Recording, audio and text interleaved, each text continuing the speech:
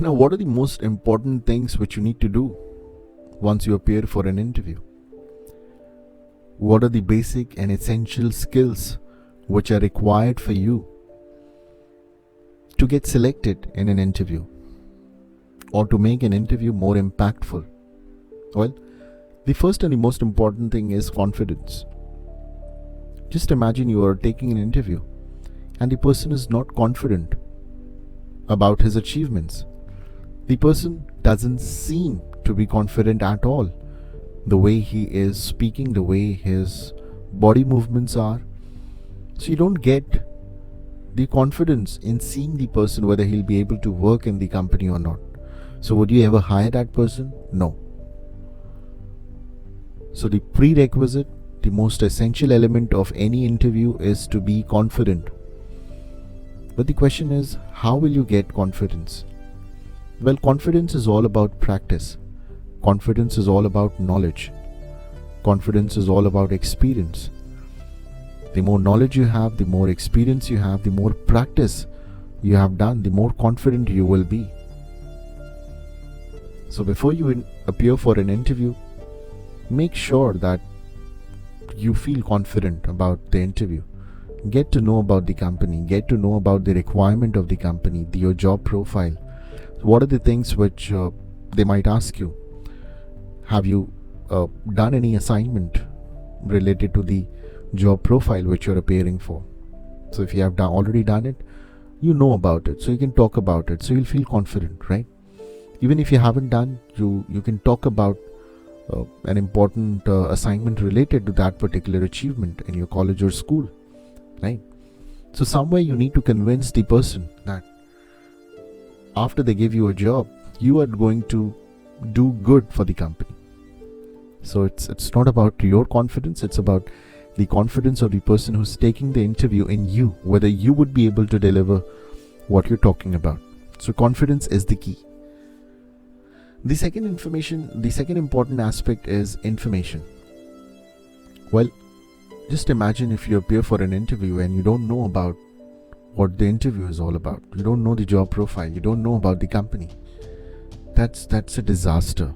So before you appear for an interview, study, learn, make yourself confident about what you're going to speak, what you're going to say, right? So before you appear for any interview, make sure that you know the background of the company. Make sure the kind of job you're appearing for, what you will be doing in the company once you get the job, certain basic details of the organization, for example, when the company was established, what the company is all about, what are the areas and the fields in which they work, their work culture, and how they have grown in the corporate world. So if you have this information, it will always come handy to you. And as I have already said, confidence is the key. And you only get the confidence if you have knowledge, if you have information. So the more information you will get, the more information you will have before the interview, the more confident you will feel. That's the basic element. That's the most important and essential criteria for selection in an interview. The third is the usage of intelligence. So we have spoken about confidence and information. Now we'll talk about intelligence. Now your presence of mind, your intelligence in terms of handling the questions. Many times you may not know the answer of the particular question, but how you respond to that particular question will really matter a lot, right? This is where your intelligence comes into picture. Even after acknowledging that you don't know the answer of a particular question, you can still make the interview, you can still crack the interview, because there's nothing, or you as a person cannot know everything, but you as a person can appreciate and acknowledge the question that has been asked to you. So you can say something like this: well, I think it's a great question, but due to my limited knowledge about this topic, I won't be able to answer this question, but I'm sure I'll definitely look for an answer and I'll get back to you. That's it. So you have used your intelligence. You have acknowledged the question. You have also said that it's okay not to answer a particular question because you cannot have information about everything, right? So if you don't know something, be open about it. Yes, you don't know it, but you'll try to find it out. There's no big deal, right? So you have used your intelligence, your presence of mind. So we have spoken about confidence, information, intelligence. Let's talk about expectations and needs. Now, before you appear for any interview, make sure what the interviewer requires.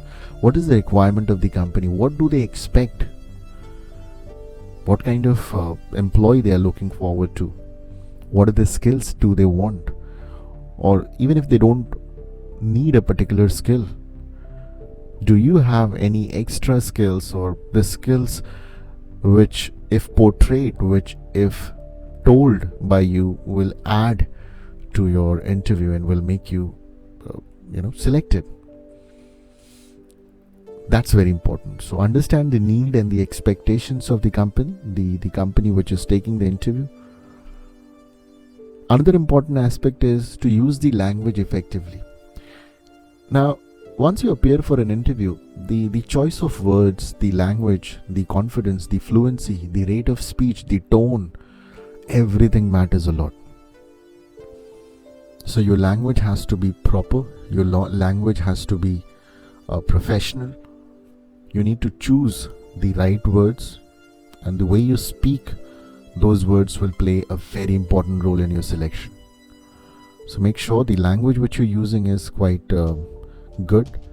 There's nothing which should be spoken in an unprofessional manner.